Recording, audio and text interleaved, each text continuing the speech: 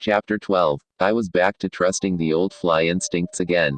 There were plenty of more unreliable things, such as any decision by Lieutenant Weems. Hadn't thought of Weems for a while. My lip curled. Weems was probably the first zombie. Reworking him would take the least amount of effort. I felt something in my hand. I stared, the thing I'd fished out of the sludge. I held it up close, staring in confusion. Then it clicked. It was a map, a video. Schematic of the labs. Jesus and Mary, I guess even the greenest cloud can have a silver screen lining. I decided to follow the same road map I'd been on for several levels now. Down, down, down, no reason to stop. I might as well see what was at the very bottom level, which, according to the map I'd seen in the nuclear plant, was the main computer station, 2 floors down. But in the absence of Arlene Marks, I'd have to plan the route myself just as soon as I could make tops and bottoms out of my new toy. I suddenly felt a wave of weakness and fever. I hoped I hadn't already given myself a death sentence from the toxin. Phobos Lab was dark. Phobos Lab stank like an open sewer.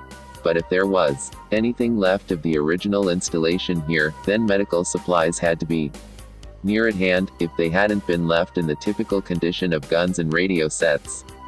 I picked that as my first priority. I needed an all-purpose antitoxin and a stimulant. Leaning against a wall for support, I found a weapons locker the hard way. I leaned against it and the door collapsed inward.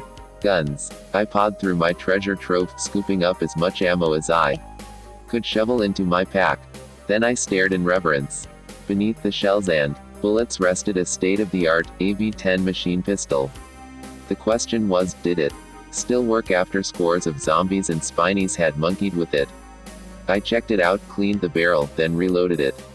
I almost pulled the trigger to do the only test that really counts, but stuck to my original policy of not making any more noise than was absolutely required.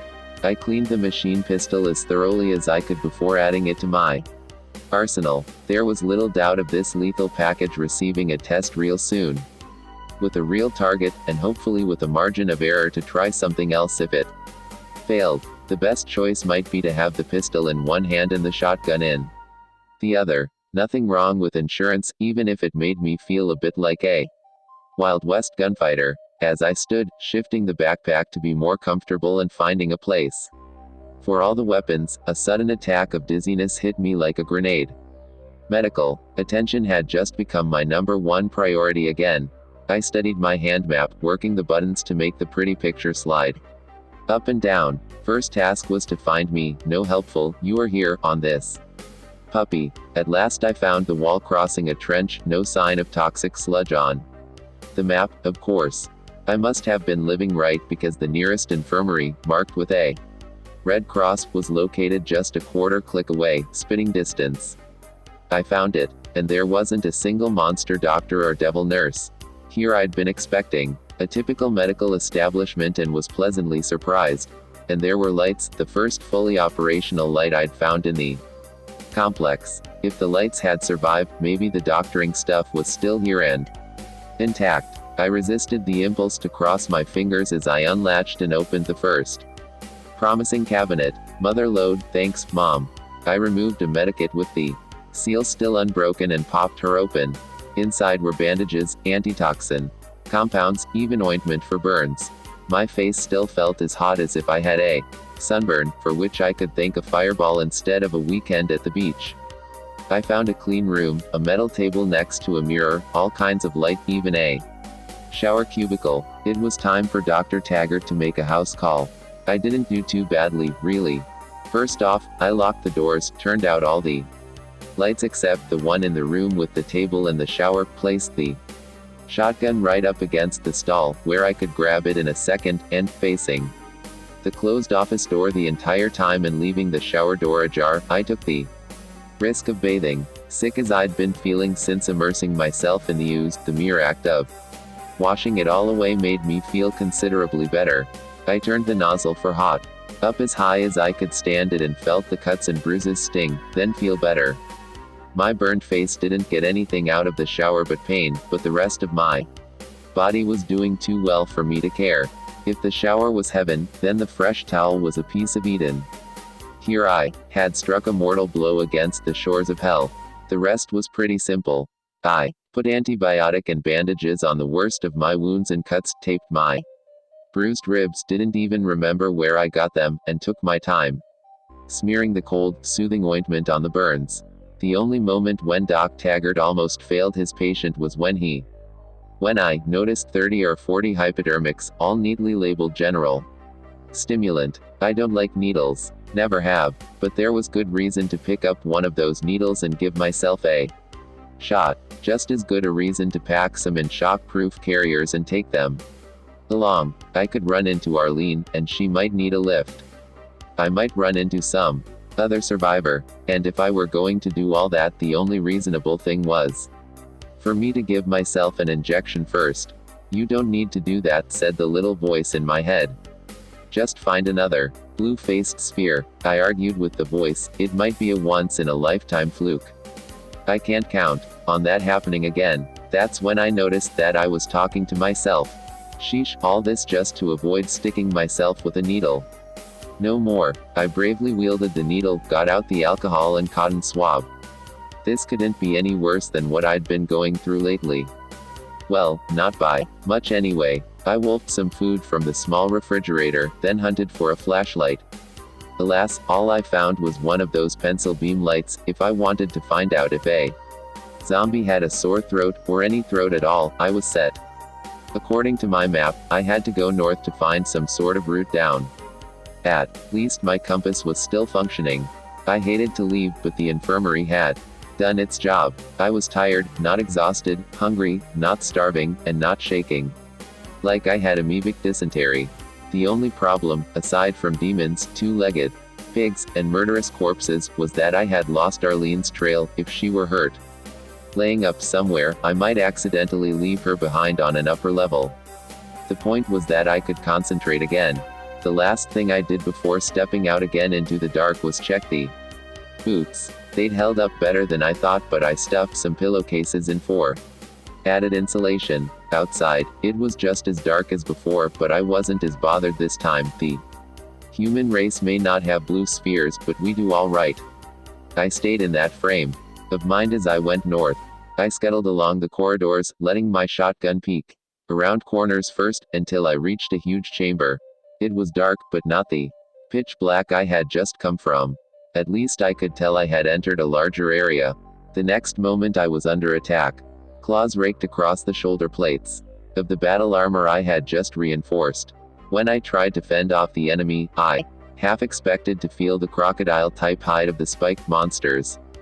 But instead, my hands sank into a pulpy mass, and the contact made my flesh crawl even through my thick gloves. The light was on, and I should have been able to see the scum, but I was getting nothing. Then as I pushed against the jelly-like stuff and took a few faltering steps back, I saw a familiar shimmering. The same thing I'd seen when I thought I was fighting a ghost. That time, the issue was resolved by a miracle fireball. This time, I was on my own. Didn't this goddamned, jelly-shimmering, half-assed, invisible son of a bitch know the rules? Ghosts can't hurt people, they can only scare them to death. Then the Casper pounded me, knocking me back on my butt and kicking the wind out of me. I thanked Mary for the armor as I shoved the barrel of the shotgun right into the shimmering effect and pulled the trigger, hoping that if this thing had a mouth, that was exactly where he was going to get it. I don't know if I killed it. I don't know if it can be killed. But it didn't bother me anymore after that. Not liking the idea of being followed by more invisible spooks, I jogged for a while, hoping to be done with this part as soon as possible.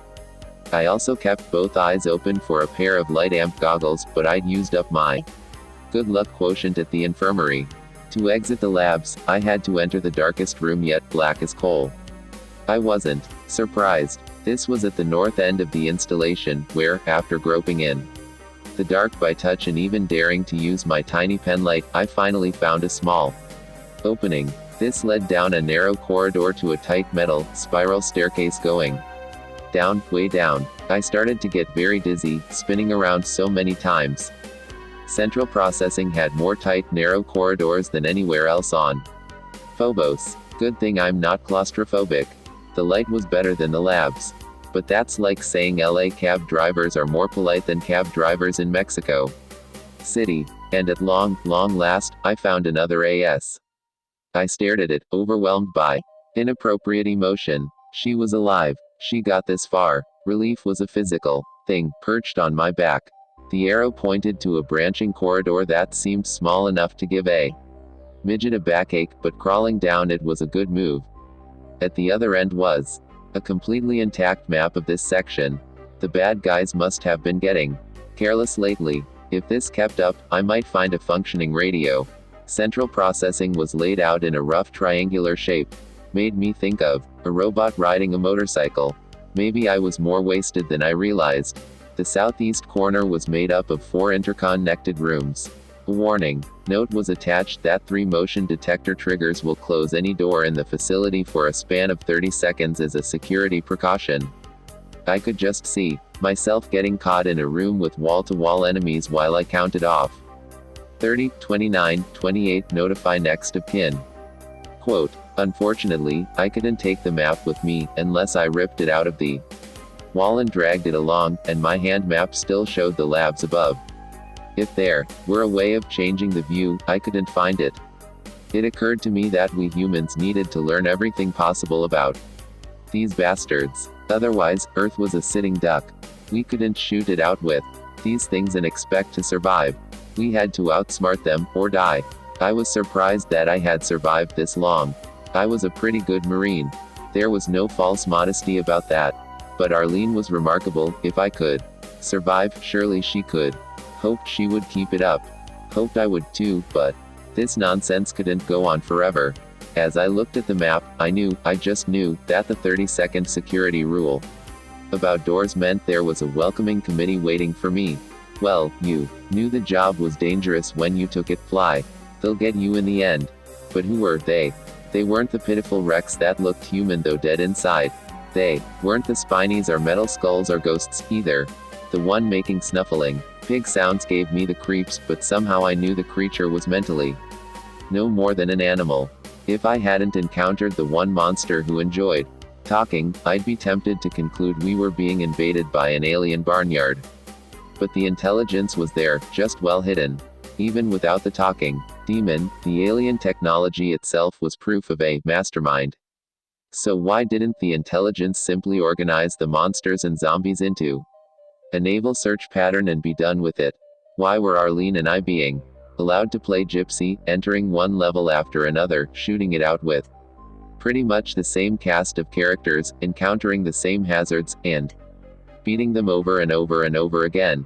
Maybe it was all a pre-invasion test, or worse still, a sadistic game. But test or game, it had to be teaching the enemy mind something important. The important question for the survival of the human race was, what the hell was I learning? I hated to admit it, but so far the answer was not much.